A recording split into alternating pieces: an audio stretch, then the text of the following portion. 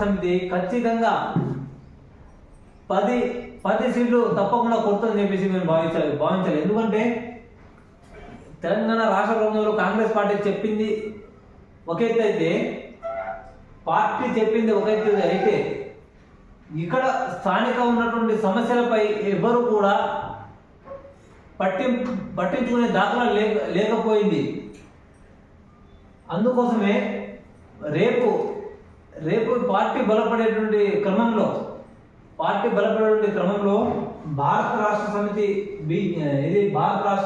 BRS కానీ, కాంగ్రెస్ కానీ, BJP కానీ, ఈ మూడింటిలో ఖచ్చితంగా బీజేపీ ఒక 4 సీట్లు ఖచ్చితంగా వస్తాయి. అదేవిధంగా కాంగ్రెస్ పార్టీకి ఒక 6 సీట్లు అయితే వస్తాయి. మిగతావి బీఆర్ఎస్ భారత రాష్ట్ర సమితి పార్టీ కొట్టబోతోందని చెప్పి మనం భావించాలి.